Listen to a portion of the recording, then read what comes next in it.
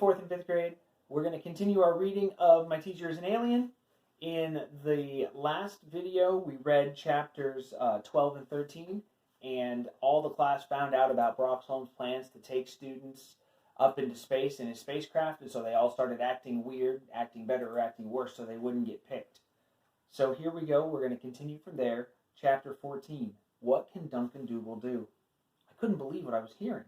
I'd been worried that Broxholm might want me for one of his average slots. It never even crossed my mind that I could be considered the top student in the class. "Peter, what am I going to do?" I wailed. Peter shrugged his skinny shoulders. "Don't worry," he said. "I've got a plan." I thought he meant the camera. He didn't, but I didn't know that then. The plan he actually meant was so weird I never would have thought of it. I took a deep breath and tried to settle down. "I'm glad you mentioned that," I said, referring to the camera.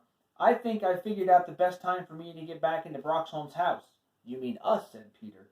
I shook my head. "I mean me," I said. "I'm going to do it tomorrow morning during my music lesson time. That way Mr. Smith won't suspect anything when I leave the room. I figure if I use my bike, I can make it to his house and back before I'm really missed. I'll get into trouble later, but at least I'll have the proof that we need." "You're not going alone," said Peter. "Yes, I am," I said. "If we both take off, it's going to look suspicious, especially considering the amount of time we've spent together lately. Maybe suspicious enough that Broxholm will pretend he's sick so he can come home and check on us. We don't want him walking in on us while we're taking the photos. I doubt that we can manage to sneak out of his house without getting caught a second time, especially if he's actually looking for us."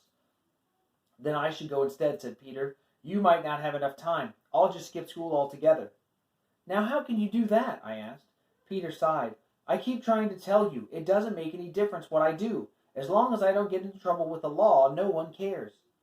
"Peter, that's not a very nice way to talk about your parents," I said. "I don't have parents," he snapped. "I've got a parent, period, and he doesn't care what I do as long as I don't get into trouble." I felt stupid.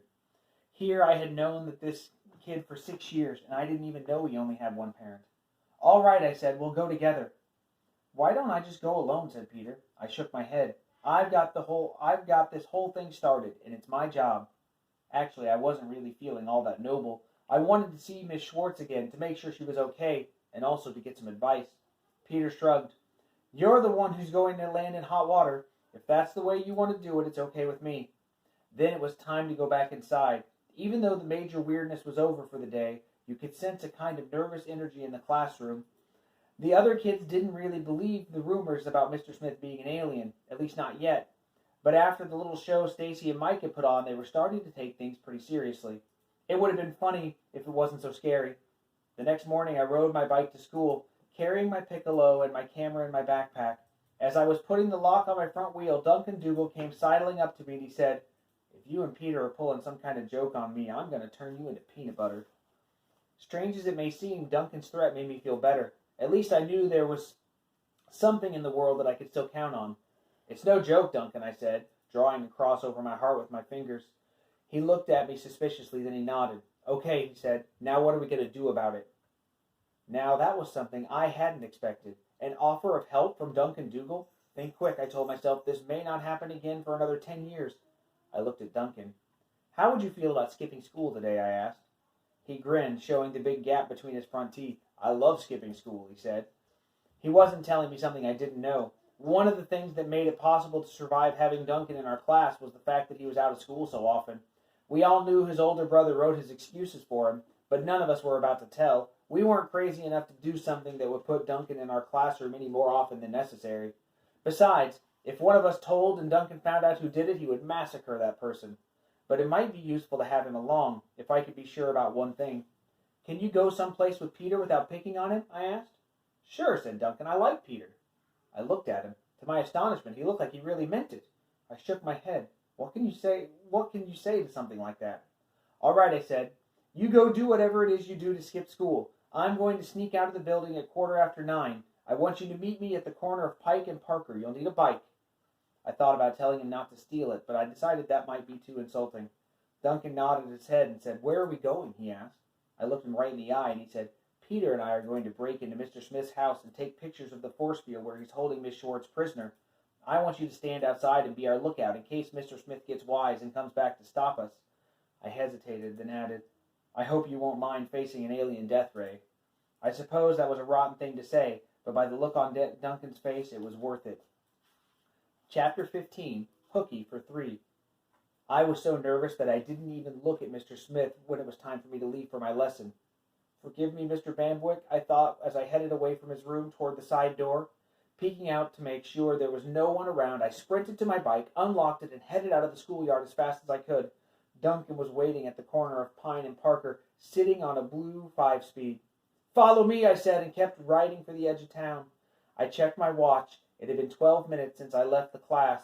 If I could make it back just as fast, that would give me 16 minutes to take the pictures. Peter was waiting in the front of the hedge of Broxholm's house. I could see his smile quickly turn to a frown when he saw who was with me. His pale face turned even paler as we drew up. "What's he doing here?" demanded Peter. I was impressed.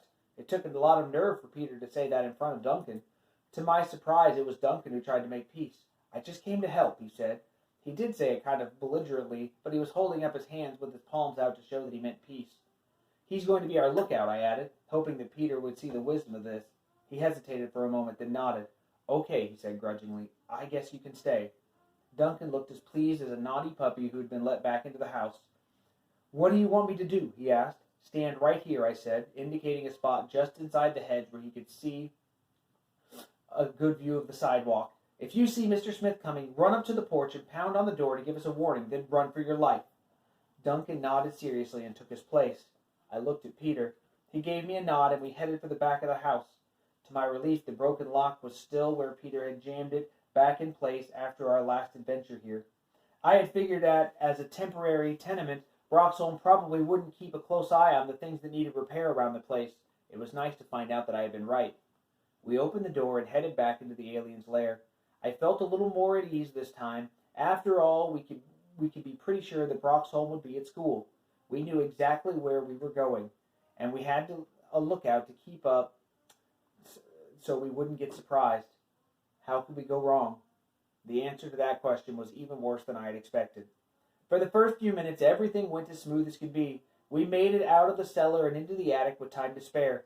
Nothing had changed. The column of bright blue light was still there, and poor Miss Schwartz was still trapped in the middle of it.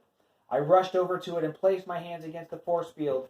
Almost instantly, I could hear Miss Schwartz's voice in my head. "Hello, Susan. What are you doing here?" "We came to take some pictures of you, so we can prove what's going on." I thought back to her. Her reply scared me. "Weren't you just here a few minutes ago?" she asked. She sounded confused. I bit my lip. Was she all right? Of course, since the thought about her, Miss Schwartz picked it up. "I'm not sure," she responded. "It's getting very hard to think in here." She paused for a moment, then said, "What day is it?" "It's Tuesday," I thought. "Tuesday, the 24th of May. Her reaction almost knocked me over. "You have to do something," she thought desperately. "It's only 2 days until Broxholm is planning his pickup, Susan. You have to do something." I know, I replied. Her fear was coming through as clearly as her thoughts, and it was making me afraid too. Our conversation was interrupted by Peter. "Susan, we can't just stand here and chat. We've got to get these pictures taken." He was right, of course. "Hang on, Miss Schwartz. We'll get you out of there somehow." Peter was already starting with the camera.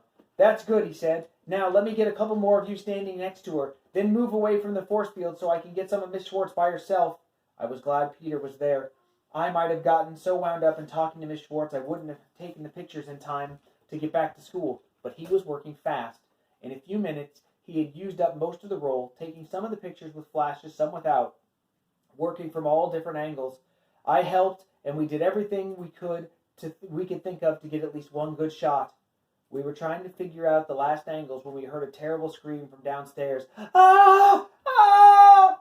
I couldn't make much sense of the words, but I recognized the voice. It belonged to Duncan Dougal. All right, guys, we're going to stop there for now. The next video will have the next 2 chapters. Thanks. See you later.